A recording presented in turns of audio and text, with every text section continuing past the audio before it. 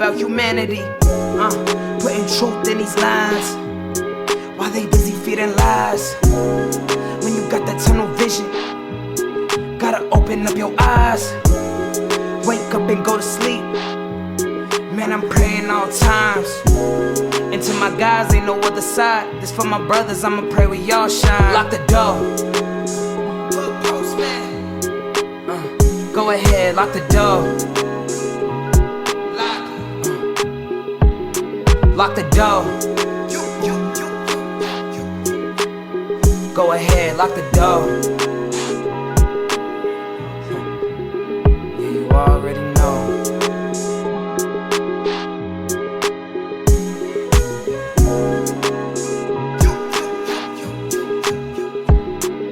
Depending on the lessons, some people eat, some people learn. But the game is going to send you a big. Lock the door. Professor Melly Mill, the Hood Postman. So who am I here with today? G-Rockhead, Baby Rockhead, and for the church folks, Mark Anthony. Mark Anthony for the church folks. We gonna keep it real. Okay. Rock, where did you grow up at? Basically, Lemon, Twinfin Orange, Lime, all around this general area, in this like 15 block radius. And where we at right now? We at King Park, legendary King Park, where it all started. Free lunch and first fight, first girlfriend, first everything right here. It service the hood. What was your earlier remembrance? You were born and raised here in Long Beach. Yes, sir. And what schools did you attend? I went to Whittier, Lincoln, CIS, before we went to Hughes and Jefferson like that, and then to Poly. To Poly. Mm-hmm. Okay. And then from Poly, jail. yeah. Unfortunately. So again, your early remembrance of growing up, right, as a little kid, what was here before there was anything else? Before there was Insane, before there was 20s or anything? We had the Black Lords, the Ace Deuce, the Artistics. Them would be considered our older brothers and uncles. You know what I'm saying? I always had rebellious type of brothers like that. But for the most part, East Long Beach was more like into black nationalists. Islam, the Muslim community was heavy. So it always been a conscious area right here on the east side. Because when everybody, mama and grandmama migrated here from back south, they was getting away from back south because they was the blacks that had stores and money and all that. Yeah, I remember that as a kid, that mostly everything for black people was, a lot of it was here. Right here. Yeah, even a fraction of the Black Panther. We got some old heads from Long Beach that was part of the Black Panther movement and the Moore movement. So it always was some type of movement around here to uplift the consciousness of the black people. And that's interesting to say, because I talked with Fahim. Oh, yes, sir. And yes, Fahim takes me all the way back to the 60s. Right. Stuff is going on. Right. But I want to come back to the Ace Deuces. Oh, yeah. What was it like? Was the Ace Deuces, was that like a remnant of the beginning of gangbanging, or? No, because it always was gangs, but Ace Deuces and the Black Lords, they was just protecting the blocks, protecting the women and children, black consciousness.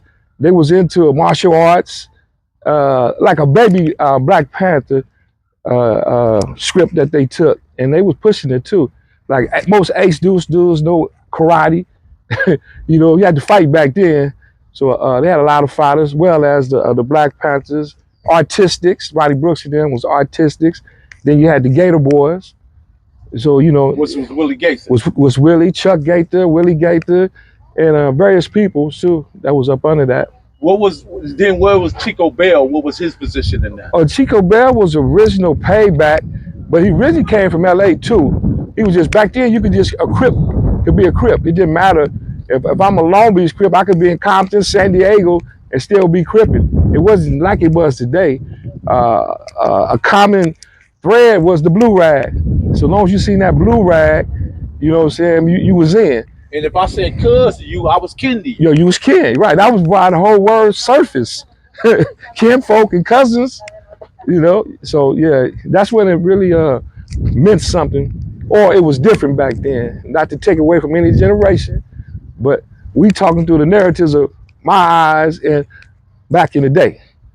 So the first actual Crips in Long Beach were the Payback. The Payback Crips, yeah. Or was it the Willie Gangsters? No, they were just like Long Beach gangsters. Willie Gates and them, and they ante up with the Crips later down the line. You know, it's with Lamont Anderson and all them. That was Big Bobby Lee, Wolf, when they teamed up. The Gator Boys teamed up with the Payback Crips and Unity and Pushing, you know. But back then it was mostly white folks and you know, other ethnicities that they was dealing with. So what happened to the Paybacks? Because now we in a whole different era. Like any and everything, it phased out. You know, not to go too deep in it. My personal opinion, I think the heroin was devastating to that era. You know, it's a lot of young heads that was looking up to the Ace dudes, you know, found out they was on heroin, so they couldn't stay on top of the game like that. Like my generation on up, we wanted to be baby black lords. That's around the 20th, 21st, Olive, Myrtle, Salt Lake, and all that. This was their area. So I want to be able. What did they become after that? I'm just phased out. Really, everything became Insane Crip. You know what I'm saying? All the kids and nephews, that was another movement. See, we had movements, you know, after that. And Insane was so big, and it was latched on to the Crip thing, and that's what it was. So Payback Crips really couldn't hold it because this new movement right here was homegrown, and it was a phenomenon. We started off with like maybe 16 people, and wow, by the 90s, we like 4,000 or 5,000, you know, and they couldn't stop it. And then, like I said, unfortunately, the vices was in there, drugs, and didn't keep it going. You know how they seen things. So we took what we were seeing as kids, took a little bit of this and took a little bit of that, and made our own little movement. It was a movement, Crip movement, because Crip was just so powerful. This in the United States of America, you know. So everybody from everywhere started latching on, you know. But we always, Long Beach, we always kept our own flavor because basically we was kin to one another. When you say kin to one another, what does that mean? Like really kin, bloodline. Aunties, cousins, uncles, daddies, sisters, was either one or the other, you know. And Rolling 20s came out before Insane a year, and they primarily was Rolling 20 hustlers. You know what I'm saying? They was the hustle part of the East Side. They took that tradition and was pushing. And don't get me wrong, they were soldiers, they was athletes, but they took that route, that approach. Insane was more in your face. We don't care about no money. You know, we regulating. So that was the difference, but it gave us balance. Either you could hustle or you could be a thug. That's what that was. East Side was different. We had that balance. Either you're gonna be a hustler and a gangster, or you're gonna just be stomp down, just 24/7 regulating. And when the 20s took on the hustler position, right? Mm-hmm. How long was it for them before they actually said, "Oh"? Emerged? I'm gonna say maybe 2 to 3 years after they surfaced up on the Rolling 20 hustlers. It just manifested because everybody turned Insane Crip. Literally, it was so many. Most of the homies was already in jail when Insane broke. It was, like I say, it was a youth movement. The timing was right, and it was a different type of push, you know. It was a different type of push. And when you say different type of push, there had to be something pushing it. Yeah, just making the name, making the name, regulating. You know, the 20 approach was finesse, get this money, we're gonna do it like this here. The I side of the family tree, it was just no finessing, no nothing. We tripping. And that's how that came about, to where it forced the homies, the family, not homies, but families that was Rolling 20s, the link up in that movement right there, which they kept that rolling to RTC. Can you share the experience with me that led for you to actually grab it? What was that experience for you? Well, first of all, being Potty Pop One, we always rugged and stuff. So I had a homie named Boogaloo Bandit. And You talking about Big Bandit? Big Bandit. So I'm walking down Olive, And he called me Baby Rocc. That's when they was calling me Baby Rocc. Baby Rockhead. It's a new movement that's finna start. It's called Insane, homie. So I want you to start coming over here, lifting weights. You got to know how to fight and all that. We finna start our own thing. So being impressionable, you know, and looking up to those that's 2 and 3 years older. Because when you're young, if you in the 6th grade, somebody in 9th grade is like, that's big homie, you know. So it started that movement, you know. It started that movement, you know. And who was some of the first part of that movement, if you can name them? Cash, Bandit, Big Ernest, Lottie, Rob Dog, Chili Willie, Bam, Lil Crip, Lowdown, Frog. You know, the list go on. The list go on and on. Yeah, I meant most of those guys that you named was Right. of them that you named in the module. Right. And I say Big Ernest. Yeah, Rick Dog. Yeah, you can't forget about Dirty Red. Yeah, okay. Yeah, so you know the name goes on and on for the original cloth. For the original cloth. And at what point did you guys start picking colors? Because I mean, everybody, all Crips started with blue, but right. Some Crips like they changed. Yeah, but the color scheme, we started lashing into black and gray. The color scheme started when I was in the penitentiary. You know, it was just blue. We just right here. We from a blue city. It don't matter. We just didn't allow red at that time. We didn't allow no other color but blue. You know what I'm saying? Then the 20s, when they was rolling 20 Hustlers, they gravitated to the black and gold. I believe Robert Collins and Terry Maxwell, they was a big Steeler fan, and they rocked it. They rocked that. And that's how. That's how the 20s. Do you think by choosing colors and choosing those colors that were, and then the other side chose their colors, did that cause a splinter? Yeah, in the end, it further divide. But at first, we didn't care as long as it was Long Beach because we was bred to really get along, to get everybody else the enemy. You know what I'm saying? Because the east side always was different at that time from the west and north. You come to the east side, there's a whole nother, we ain't no surfers. Now the little homie skateboards now, but we wasn't no skateboarders, wasn't no surfers. You come to this east side, it's rough and rugged. And that's for just everybody. You know what I'm saying? I mean, even our athletes, you know what I'm saying, I mean, was up under that. You could be just LBC and just be an athlete, and you're gonna get the same amount of respect and support just from being from this area right here.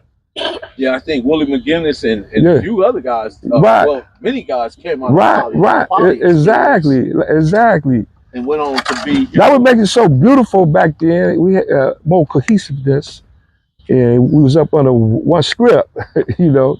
And as you know, not just Long Beach, all around the world, there is no more blueprint. There is no more code. There is no more script, you know. Who detached us? We did. Drugs. You know, for the first time when drugs hit, now I'm in jail when it came out because I did 40.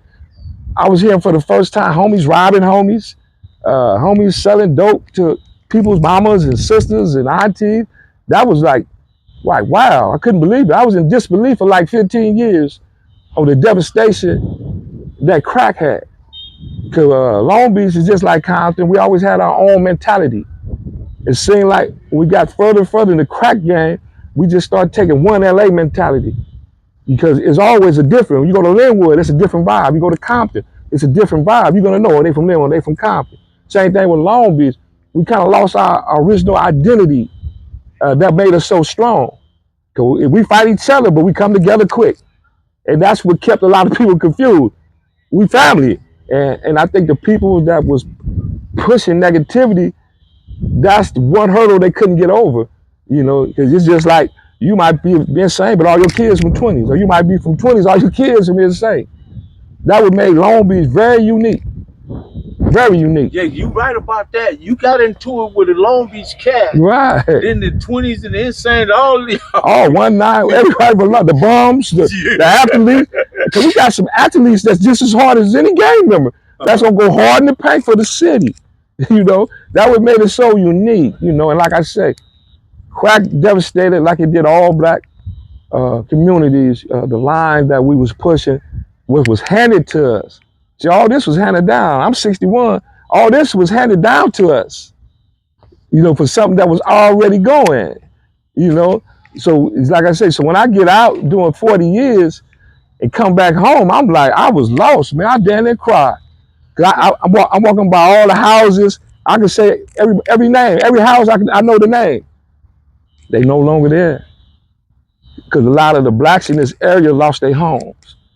And that's due to the crack era? That's due to the crack area. And then the kids wasn't taking up the responsibility like the parents were. You leaving it to a crackhead now. Which the sisters and brothers, they didn't know the devastation that was going to do. That's, like, we glorified Richard Pryor and them, but man, they brought something to the black community that was supposed to be a symbol. It was nothing but destruction for us. Nothing but destruction. So we lost our way. That's just my humble opinion. Through my own brain, through my own eyes, through my own heartbeat. That's how Rockhead feel. You know what I'm saying? And this is my narrative.